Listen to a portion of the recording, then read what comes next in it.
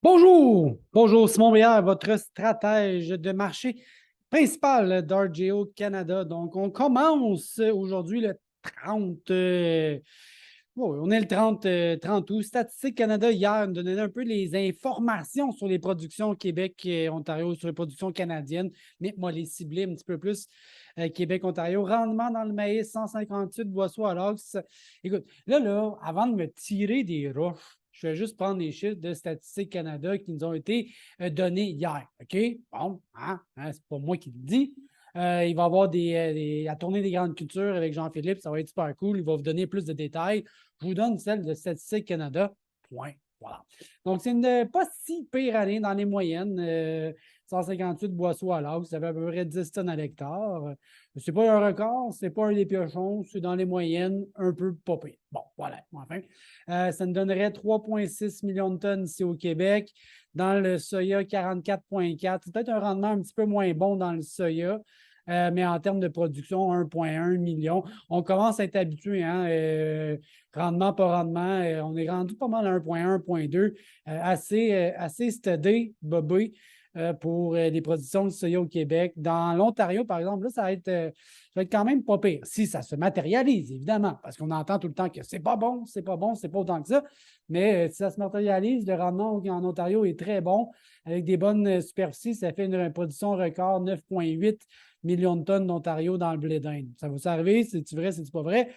Va donc savoir l'histoire de Marie-Louise. OK, donc Ontario Corn Production dans le soya en Ontario, 49, un peu un recul comparativement à l'année dernière. Ça fait quand même 4 millions de tonnes. C'est dans les moyennes peut-être des dernières années, moyennes élevées. Dans le blé, 2,1, 2,2 millions de tonnes en Ontario. Pas une mauvaise année au Québec, pas un record, 280 millions de tonnes, 280 millions de tonnes, 280 000 tonnes. Ça me semble être dans les moyennes. Mais enfin. Et voilà. Donc, condition des cultures aux États-Unis, ça a encore baissé dans le maïs américain. On est rendu à 54 de bonnes, d'excellentes conditions. On a dépassé 2019. Donc là, ça risque de maintenir les prix, somme toute, étant donné que la récolte est peut-être moins belle qu'on pense. Point d'interrogation là. Dans le soya, ça se stabilise. Ça va ressembler à 2021 comme l'année dernière dans les cultures. Donc, encore un potentiel de rendement pour le soya. Le maïs, moins facile, je te dirais. Dans le blé de printemps, ben là, ça va très bien. C'est même quasiment à moitié et récolté actuellement. Position spéculative aux États-Unis dans le maïs. On a un petit regain. Les spéculateurs avaient vendu des contrats sans vouloir en racheter un petit peu dans le maïs en ce moment, dans le soya. Ils maintiennent la position longue sans énormément de conviction, mais quand même un peu.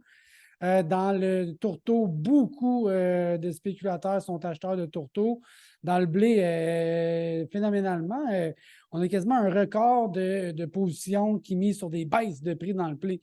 C'est surprenant quand même. Graphiquement, on voit dans le tourteau, justement, la force du tourteau qu'on connaît depuis peut-être l'automne dernier. Le tourteau vaut quand même assez cher. Le soya, analyse technique soya, ça se gonne un peu dans ce range-là. Il est très large, mais on est toujours à l'intérieur. 14,32 pour les contrats de novembre. Dans le maïs, semble avoir un petit peu un marché haussier. Aujourd'hui, ça a baissé spécifiquement, là, mais semble avoir un peu un marché haussier dans le maïs, tandis que dans le blé, c'est fou, hein? On parlait de pénurie alimentaire, de famine.